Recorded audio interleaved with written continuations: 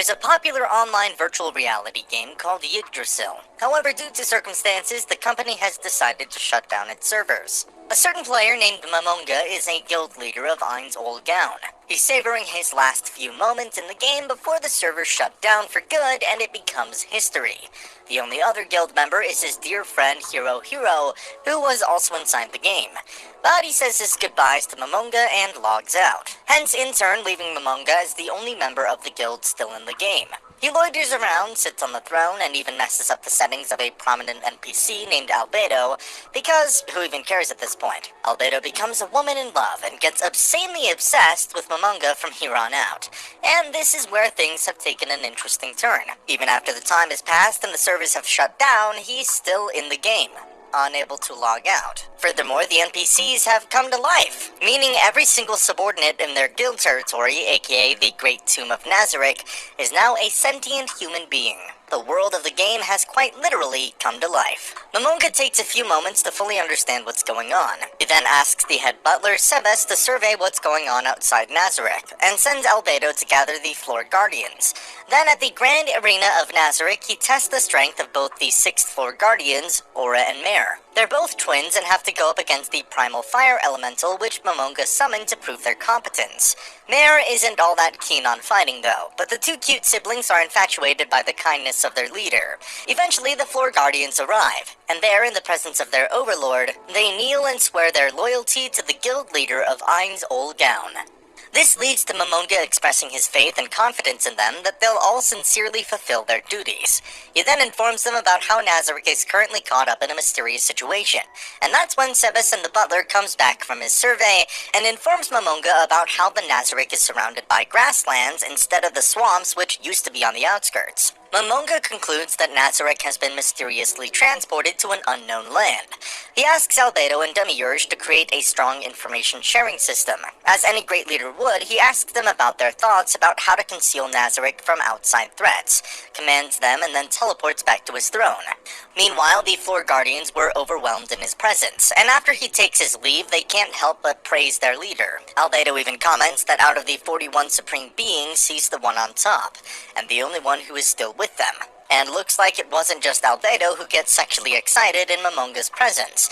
A vampire named Bloodfallen Shaltir is also the same. Though Demiurge mentions an interesting idea, Mamonga may very well leave them one day as well. So it'd be good insurance to have him declare his successor beforehand. Later, Mamonga changes his appearance after consulting with the battle maid Nerbaral and decides to go outside. But Demiurge doesn't let him go alone and accompanies him after permission. The beauty of the world outside amazes him, and he kinda casually talks about taking over the world. Demiurge took that statement seriously.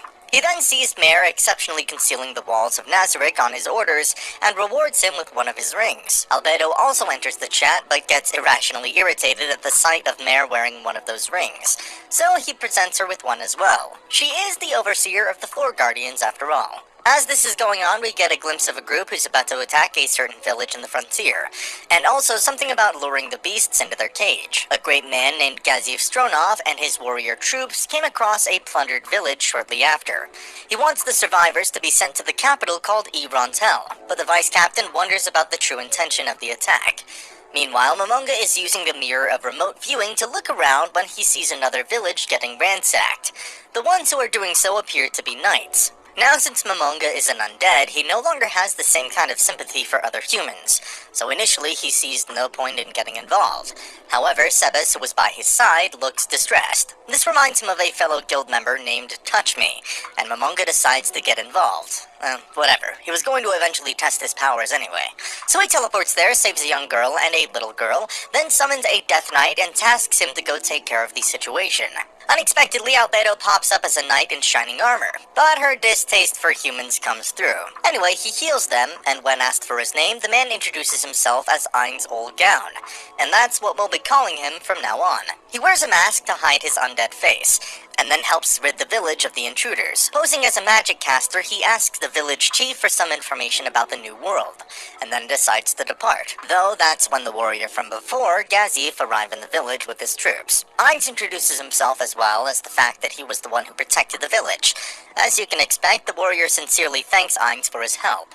But then, the entire village gets surrounded by some mysterious figures. We get a little tidbit of a conversation where Negan of the Sunlight Scripture is being tasked with murder of the mightiest warrior in the land, Gazel Stronov. In the present, the entire village is surrounded, and the warrior asks Ainz to help protect the village once again, while he himself will attack the enemies with his troops. Ainz had begun to respect the warrior and take him up on his offer. He also gives him a little souvenir which Gazif doesn't understand, at least not then. However, as the battle rages on, Gazif and his troops are overwhelmed by the enemy. When Gazif encounters the enemy leader and realizes that they'll lose, he warns him, tells him to leave the village alone, because someone even stronger than he himself is currently there. The enemy leader casts it aside as a mere bluff and tells his troops to finish off Gazif for good. But then, just before Gazif lost his life, he and his men are suddenly transported back to the village because of that souvenir, which vanished after doing its job. Gazif instantly realized that it was Ainz who saved them.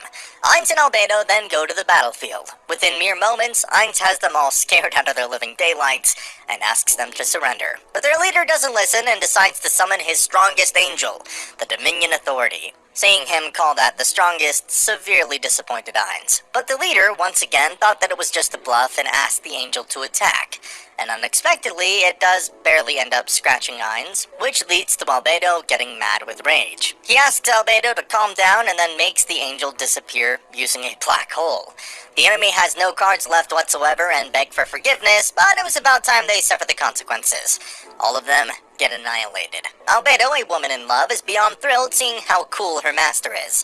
Following this event, Ainz returns back home. He officially renames himself after the name of their guild, Ainz Ol Gaun, and then asks his subordinates to spread his name across the new world. Though his cute floor guardians kind of misunderstand his words and realize that it's time to take over the entire world. Later, when Albedo is reporting to Ainz, Sheltir comes in and has her usual scuffle with Albedo. She then informs Ainz that she's leaving for a mission and just wanted to pay her regards. Following this, Ainz and the beautiful battle maid Nabarel pose as adventurers and enter the capital city of Irantel. He beats up a goon in a bar and accidentally breaks a lady's precious potion, so he compensates by giving her a red one. Then, as the two are alone in the room, Nabarel also expressed her distaste for humans. Anyway, they discuss their plan to learn more about the new world as adventurers. He'll be calling himself Mammon, while Nabarel will be Nabe. So now they have to get themselves a job as adventurers. While the girl who got the potion takes it to a shop and realizes that it's a ridiculously rare potion that far outclasses all of the others, the owner of the workshop even tells her grandson to go and discover that adventurer. Back at the Adventurers Guild, Mammon and Nabe partner up with an adventurer that calls itself Swords of Darkness. They were going to go with their quest, but then someone asks for Mammon specifically and the goal changes. The goal is now to escort Nefreya Barare to Carne Village, the one Ainz saved back then. The client also happens to be the grandson of that workshop owner, and so their journey to Carne Village begins. Meanwhile, there's a sinister individual named Clementine at the Irantel Cemetery who meets up with someone named Khajiit and they talk about some strange ritual. On their travels, the party is attacked but quickly takes care of everything. It doesn't take long before these Swords of Darkness realize that they're traveling with some extraordinary individuals. Mammon and Nabe's strength was second to none. Nabe's insults can be too much though, but one of them is a masochist and loves getting degraded by a lady as beautiful as her. Eventually they all set up a campfire and share stories. Mammon also talks about his former fellows. There's this sense of nostalgia, but when one of them talks about how he'll meet them again someday, he gets irritated and leaves the campfire. Nabe follows. Of course, the others deduce that his comrades are probably gone. This makes them feel guilty, but when they talk about his strength, all of them can agree that Mammon is an adventurer of the highest tier, on the same level as an adamantine adventurer. While back at Irantel, those two strange individuals from before are preparing undead minions to take over the city. And coincidentally, Clementine is waiting for Nefreya Barare, who is currently with Mammon and the others to return to the capital. As for Mammon and his new group, they finally arrive at Carne Village after one pleasant journey, and the woman who was saved by Ainz back then, Henry Emmett, welcomes them in. There's also the goblin troop that protects the village. They were summoned using the Horn of the Goblin General, which was given to Henry by Ainz. She doesn't know Mammon is Ainz, but talks about Ainz and how he used the red potion to heal her back then. This causes Nefreya to deduce that Mammon is Ainz because it was the same red potion that was brought to their workshop. He talks about it to Momon, although Momon tells him not to talk about it with anyone else. It's a secret. Soon enough, they start gathering the herbs which Nefreya wanted for their workshop, while Momon is on his way to make the rumored wise king of the forest his pet. It was easier than it sounded, and Momon was kind of disappointed. Just like that, a monstrous wild hamster is reduced to a humble pet. His name is Himsuke. Once again, everyone is surprised by what Momon can do. Nefreya wants to join their party, but Momon tells him that there's no need. He'll just keep protecting the Carney village like he has always done, though. Following this, there are a few more awkward interactions, but the team finally returns to Irantel. While the Swords of Darkness help with the herbs at the workshop, Momon and Nabe go and register Himsuke as a member. But then, unfortunately, Clementine appears at Nefreya's residence in order to abduct him. The Swords of Darkness tries to protect Nefreya, but get brutally killed by her. It's a nightmare. While back at the Adventurers Guild, Nefreya's grandmother guides Memon and Nabe back to their house, only for them to see the dead bodies of their former comrades turned into zombies. Unfortunately, there was nothing he could do, and he had to kill them off to put them out of their misery. Though Momon couldn't help but get to the root of this, he asks the grandmother to hire him so that he and Nabe can go retrieve her grandson for her. And of course, she had no reason to decline. So he asks Nabe to discover his location, and the two find out the existence of a humongous undead army by the cemetery. Momon asks the grandmother to warn everybody about it. That undead army is trying to destroy the gates to the capital so that it can wreak havoc inside. It's a dire situation as the soldiers can't do anything. That is, until Momon and Nabe arrive. They take care of the situation and go to encounter the ringleaders. Momon asks Nabe to take care of Khajiit, while he himself goes up against Clementine. Both of them don't even need to fight seriously. Himsuke is on standby. Khajiit boasts about how he has absolute resistance up to the 6th tier magic, but gets both himself and his dragon summons absolutely destroyed by Nabe when she uses 7th tier magic. Momon, on the other hand, is casually fighting Clementine, which severely agitates her because, it is obvious, he's not taking the fight seriously.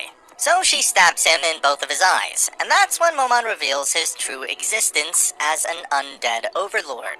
He then proceeds to insult the living daylights out of her by making her realize that she was defeated by a magic caster who didn't even use any magic. He crushes her body and brutally murders her. An utterly pathetic death. They rescue Nefreya and destroy the ritual as well. The entire kingdom is saved. When they're both back at the inn, they are promoted. But he's disappointed because they should have at least reached Orcalium rank. But before this conversation could go on, Albedo contacts them and reveals some shocking news. Looks like Shaltir and Bloodfallen have gone rogue. Going back in time, we see Sebas and a beautiful maid named Solution Epsilon, staying at an inn disguised as nobles from the Baharuth Empire. They had a human slave who sold them out to a certain mercenary group. They both then take a carriage ride to rendezvous with Shaltir and her 2 vampire girls. They have a casual conversation about the respective guild members who created them and then Ainz, but a disturbance outside disturbs their ride. It's a group aided by their former human slave. One of them tries to touch Shaltir's chest but gets both his hands and head cut off. This is where Shaltir and Sebas go their separate ways. She goes after the bandits while Sebas and Solution go back to the capital to gather more information. Eventually she reaches a cave where resides a certain interesting man named Brian Unglas. He challenges her to a fight but gets absolutely ridiculed. Furthermore, Shaltir takes her true vampire form and destroys all of them. It's a massacre.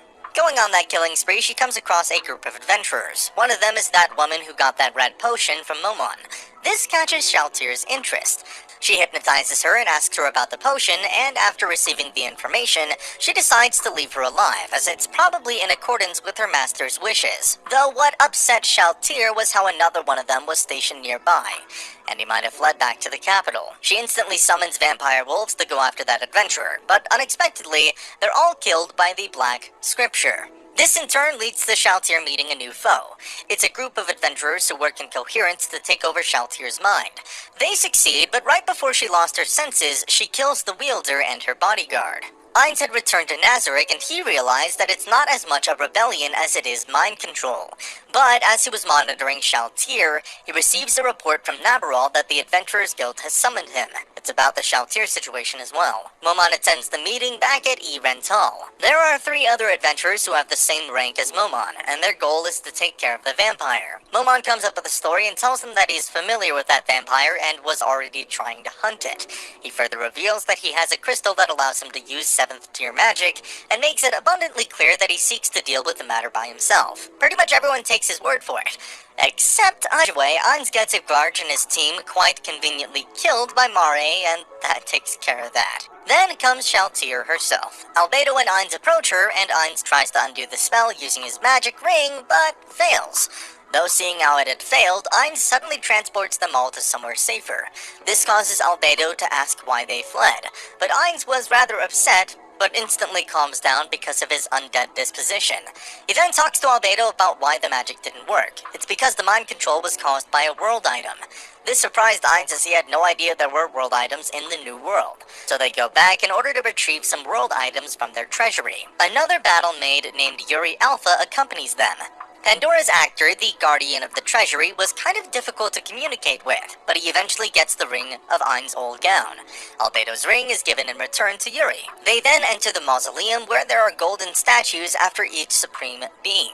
Ainz was the one who created them as a memorial for their comrades. Following this, he also mentions how one day there will be a statue of him there as well. Albedo gets sentimental, as this implied that he'll eventually leave them as well. So she begs him to stay with them forever, but Ainz wasn't making any promises. Though if he ever had to go far away for whatever reason, it'll be her responsibility to lead and protect Nazarek.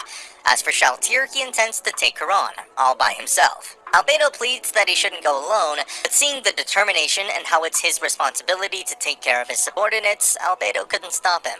So he arrives at the site together with Aura and Mare, and then asks the two siblings to scout the area and make sure no one else gets involved. Both of them get world items. Meanwhile, the shrewdest man in Nazarek, Demiurge, returns to Nazarek. And then, in the presence of Albedo and Cocytus, he asks them about what's going on. He's already got the gist of it because of Albedo's message. The man criticizes Albedo for letting him go alone, and how there's a possibility that he might get eliminated. What if it's a trap? So he decides to go after him, but gets stopped by Cocytus, who is tasked with making sure nobody interferes. Back at the site, Ainz approaches Shaltir, who is simply standing in the middle of nowhere. He uses all sorts of enhancement spells there were, and eventually Shaltir uses her Valkyrie armor.